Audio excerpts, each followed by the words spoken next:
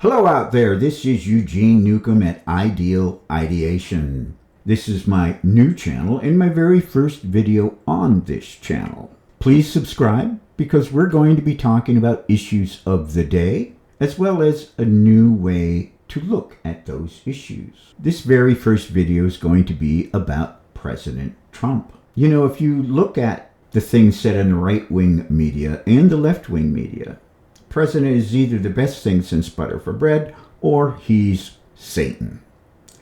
You know, neither are true because both the right and the left have these built-in biases. And it kind of doesn't matter who the president is. Democrats are basically never going to like a Republican president and vice versa. So I'm here to try to present a more balanced view. And let me start that conversation out by letting you know what I think about the president. And I don't like him. I think he's a bad president. I could go on for probably an hour or more to list all the reasons why I don't like the president. But if I had to pick the thing that bothers me the most, it's the victimhood. I can't think of anyone who thinks they're more of a victim than he does. It's the press is out to get him with their fake news.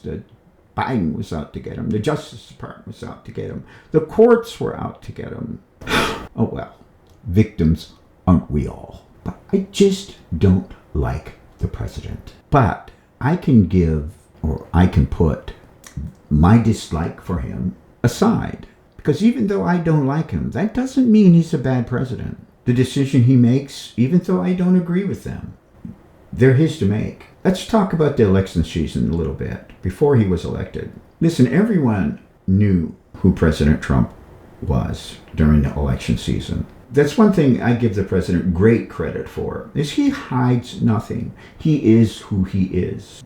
And other presidents during my lifetime, they're not as honest about who they are. Now, I have to really give the president great credit for letting us know who he is, and I just don't like who he is, as I've said. And he did not get my vote. Because we talked about all the things about the president during the election season, and we all did our little evaluation. And you either like him or you hate him, I think, in most cases. But after the election season ended, we held a vote. And then those votes were counted.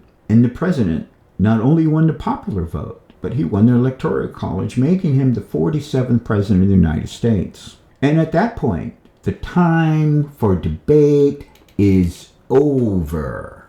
There's no reason why we should continue talking about all those negatives about President Trump. He's our leader now. What we should do as good citizens is get behind our leader. And maybe if we gave the president more support instead of criticizing every little thing that he does, maybe, just maybe, things would work out better. Because we all know the president is very defensive when he's criticized. And he spends, way too many days counter-punching. Right? He's not going to take this criticism lying down. He never has, he never will.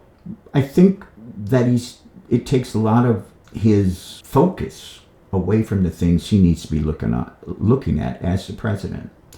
So please, people, give the president a chance to do the job we hired him to do.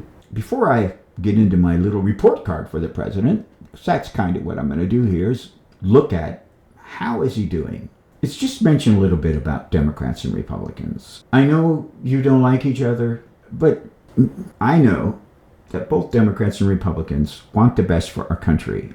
And one of the things that would be best is if the Republicans and Democrats would work together instead of being complete adversaries, Because the best won't happen for the country if we all don't work towards that end.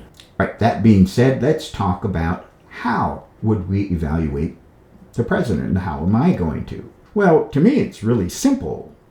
The duties of the president are spelled out under the Constitution. Right?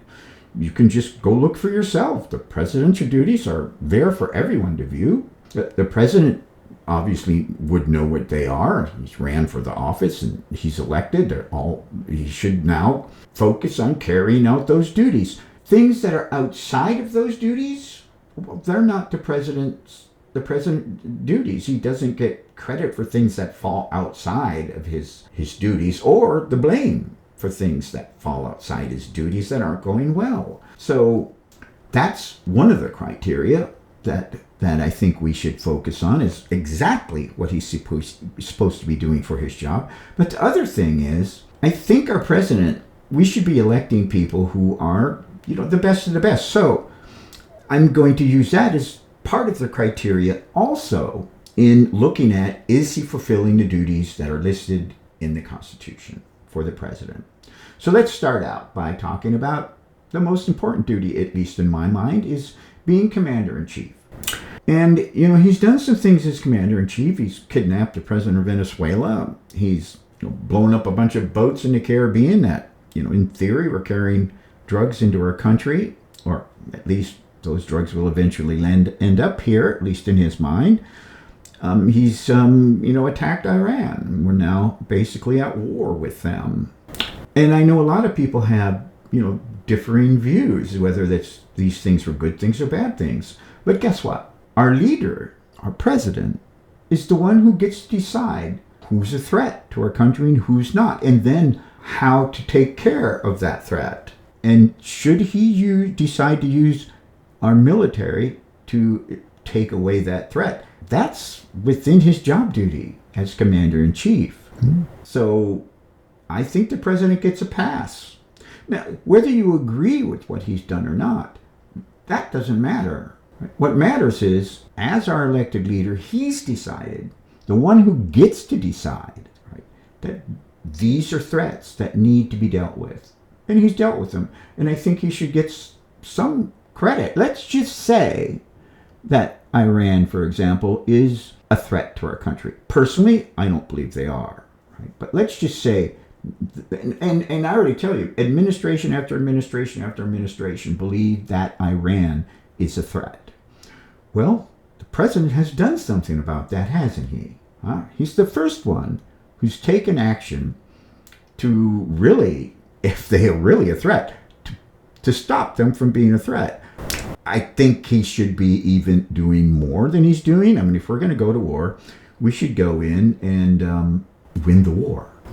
I think we're taking too easy, personally. If, in fact, you believe they're a threat, eliminate the threat. Stop playing games. So, but anyway, he gets credit for finally someone at least attempting to deal with the threat. So he gets a pass as commander-in-chief, in my mind. So another thing the president is responsible for under his duties is being the chief diplomat in foreign policy. In this area, I know there's been a lot of things going on. The worldwide tariffs, right? That's pissed a lot of countries off, right? Allies and adversaries alike. The attempts to take Greenland, at least the threats. The thought about, Canada being the 51st state. The maybe possible withdrawal from NATO. The president, again, he's the one who drives the policy.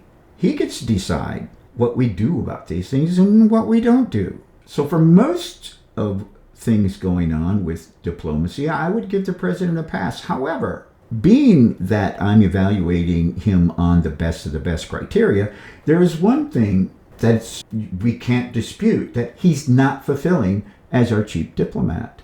One of the things the president is responsible for doing is nominating ambassadors. Well, there are 60 positions for ambassadors with no nominee. He's been the president now for 15, 16 months? There's no reason why he doesn't have every single position that requires a nominee as an ambassador nominated. Even if it was just one ambassador that hasn't been nominated, he gets a fail. Right? There's no excuse for the best of the best president, right, not fulfilling even the smallest part of his duty. And certainly 60 nominations that aren't, or ambassadors that aren't nominated, that's like crazy. So he gets a fail simply because that important duty of having an ambassador. Now, I know what you might think is, even if he had these ambassadors nominated, they still have to be approved by Congress. And Congress would probably be dragging their tail to get it done, like they do almost on everything, right? Well, just because the Congress likely wouldn't do their job very well, that's no excuse for the president not doing his job. Huh? And that carries on to one of his next duties, appointments for leadership positions within our government. And there's, around, give or take, a couple of thousand leadership positions that the president needs to fill. And there are about 300 positions that right now there is not a leader nominated to fill those positions. And certainly some of those positions would have to be confirmed by Congress, but some wouldn't be. The president can make direct appointments to those positions. The thought that he doesn't even have nominees to these positions is crazy. Again, we're 15, 16 months in, and under the best of the best criteria, there shouldn't be any position not filled. I mean, look at the type of staff the president has and the resources at his fingertips. They should have, thousands and thousands of possible candidates ready to go the day he was president. Certainly, this late in his presidency, we shouldn't have any leadership positions without a nominee. So he gets a fail as far as his duties and making appointments in the leadership areas of our government.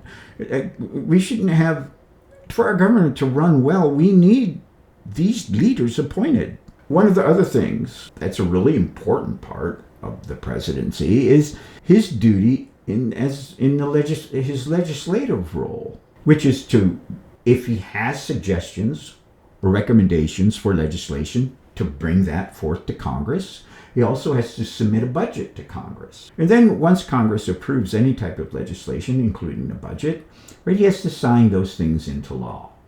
Well, under the best of the best criteria, I'm going to have to give the president a fail on his legislative role. Mainly because of the big, beautiful bill. So the president recommended this budget to the Congress, and the Congress approved it, and he signed it into law. Listen, if people aren't aware, and I think everyone is, our country's $39 trillion in debt. If you want to destroy the financial foundation of this country, keep digging that hole deeper. The president should know better than to submit a budget that includes deficit spending that increases the national debt. Well, he submitted a budget, the big, beautiful bill, that is well known, right? And admittedly, they know that it's going to involve deficit spending and increase the debt. Right? Okay, big fat fail. Best of the best would consider the financial foundation of this country in his legislative role, and he has not done that. So he gets a big fail. Pardons and reprieves. President, that's another one of his duties, but I'm not going to give the president a fail in this area. He gets a pass. Simply because it's within his duty to do that should he want to. And all presidents, I don't think there's been a single president that hasn't pardoned somebody. Remember who's getting pardoned. Criminals. Every single person who got a pardon has been convicted by a jury of their peers or a judge. I know in my mind, you do the crime, you do the time. I don't like anyone who's a criminal to not serve their time. But again, as our leader, he has authority to do that, and he's done it. I won't hold it against him. I know people are thinking, well, look at the people he's pardoned. Well, okay, look at the people anyone's pardoned. They're all criminals, right? Regardless of what the crime is, right? They're criminals. Whether it's financial crime, whether it's, murder, whatever it might be, right? They're all criminals, right? And that's who gets pardoned. So the thought that I hear people criticizing the president for the pardons he's made, but everyone is pardoning criminals. The fact that he's done it doesn't make him a bad president. He does not get a fail in this area. And another thing, if the last thing we're going to talk about is the president is supposed to ensure that he faithfully executes the laws of the United States. And there's been a lot of debate on if he's violating certain laws or if he's carrying out these laws as he should. So I'm not going to talk about the things that are controversial, because there's at least one thing that there's absolutely no debate about, that he's made an end run around the Constitution and around the law. The president, that's not faithfully carrying out the law. Right? Here's what should happen. The law as written, the president should be carrying it out. If he doesn't like that law, he doesn't get to ignore it. What he can do is make a recommendation to Congress that they change the law. And then once Congress changes the law, he can sign it into law, and then he gets his way, right? But same with the Constitution. If he doesn't like what's in the Constitution, right, he can bring that recommendation to Congress. Congress can then pass an amendment to the Constitution, send it on to the states for ratification, and then we can change the Constitution, and the president would get his way, right? But up until that time, up until the laws changed or the Constitution's changed, the president's duty is to faithfully carry out the law as written. And the president has written an executive order to change birthright citizenship, not to follow what the law says and not to follow what the Constitution says. Again, that's not faithfully carrying out the law as it exists now. So the president gets a big fat fail on carrying out the duties faithfully, or the laws faithfully. And that's actually the last I'm going to say about his duties. And pretty much that's all the duties. There might be a couple of little things in there we could talk about, but those were the main duties and responsibilities of the president. And he got some fails and he got some passes. And I'll tell you now, no matter what president I would look at, they would get the same report card. Because in my lifetime, I don't think there's been a single president who's carried out all the duties as he should, under the best of the best criteria. And part of the problem is we're not electing the best of the best people. And I've already said I don't like President Trump. Let me tell you about someone who I really liked.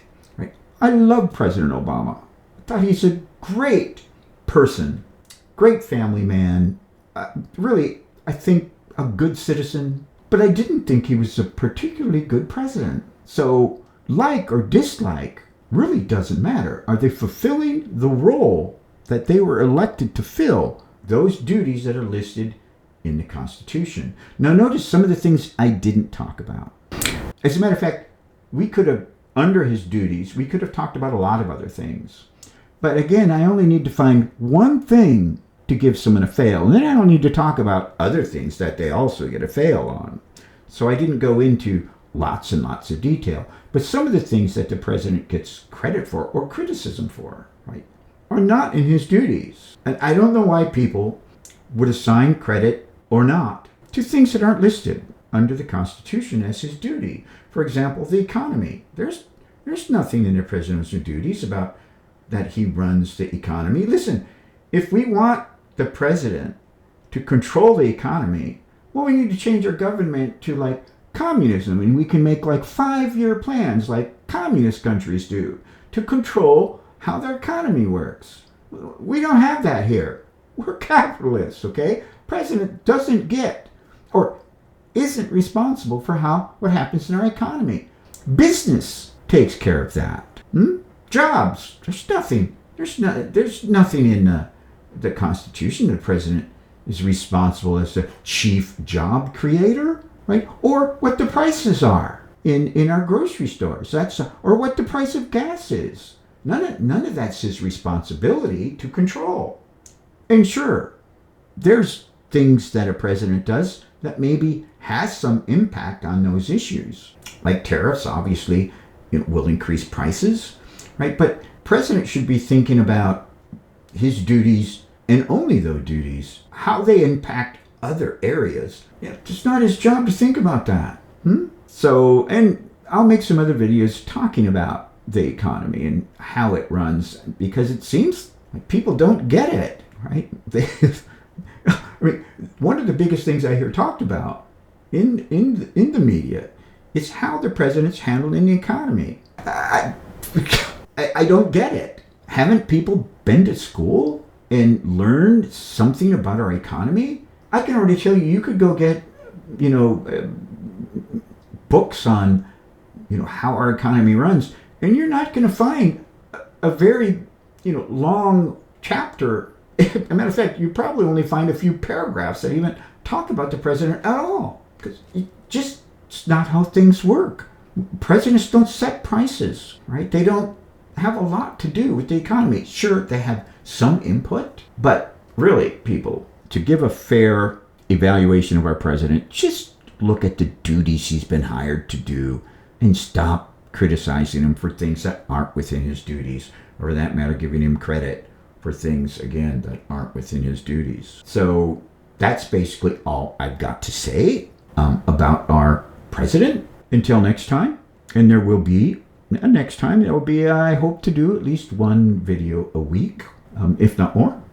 Till then, I'm out of here.